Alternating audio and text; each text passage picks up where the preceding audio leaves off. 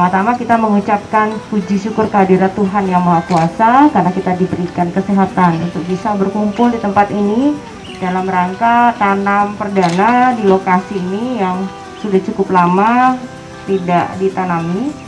Dan saat ini akan kita mulai lagi penanaman padi di sini agar Bapak dan Ibu juga yang berada dalam lahan yang sama bisa menjadikan tempat ini sebagai tempat belajar dan tempat percontohan.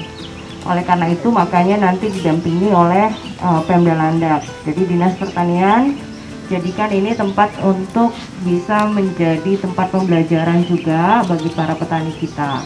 Sehingga Bapak dan Ibu petani bisa belajar bagaimana cara bercocok tanam yang benar.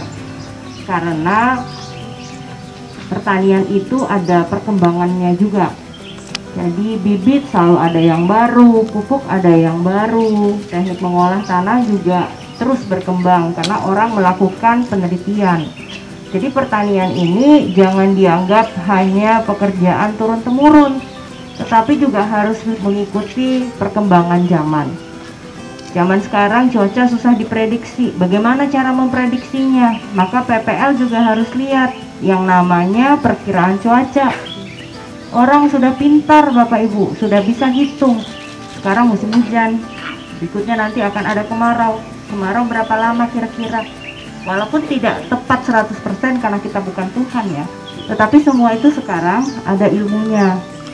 Jadi Bapak dan Ibu walaupun di kampung tanam padi, tapi bukan berarti tidak mengikuti perkembangan. Nah ini atas perintah Bapak Presiden, musim tanam tahun ini, tuh coba Presiden saja sampai ngurus tanam padi, apalagi Ibu Bupati. Wajar kalau Ibu Bupati dan keluarga, ada bapaknya, ada ibunya, punya sawah juga, supaya Bapak dan Ibu juga bisa bertanya ke kita kalau misalnya ada kondisi-kondisi di lapangan yang kita bisa carikan jawabannya. Ame sampai nak kompak, karena pengalaman dah menunjukkan kalau kita tanam tidak kompak, lalu nanti datang hama, lalu semua anak-anak namu, rugilah. Padahal kan kita perlu nih, nah biar 3 bulan sudah bisa panen, 4 bulan sudah bisa masuk duit dalam kantong kan, siapa yang tidak mau? Kalau duduk-duduk di rumah ya tidak dapat, tapi kalau kita tanam padi, kita tanam jagung, tanam segala hal bisa dijual, bisa jadi pendapatan keluarga. Nanti bisa juga dikasih ikan, kan sudah pernah lihat ya di sini dikasih ikan. Jadi Ibu Bapak sebenarnya kalau di sawah juga bisa tanam dengan dikombinasikan dengan perikanan. Bagaimana caranya? Boleh tanya Bapak Ibu. Kalau bisa nanti kita bisa aturkan semacam pelatihan singkat dulu atau bagaimana dalam kelompok-kelompok kecil Kak Kadis. Jadikan ini sebagai pusat pembelajaran masyarakat dan juga pusat percontohan. Nah kita bersyukur dalam situasi COVID ini kita masih bisa bersama-sama di sawah, karena ada juga saudara-saudara kita yang sedang dalam masa isolasi, mungkin sedang berusaha untuk sembuh, mungkin ada yang dirawat di rumah sakit.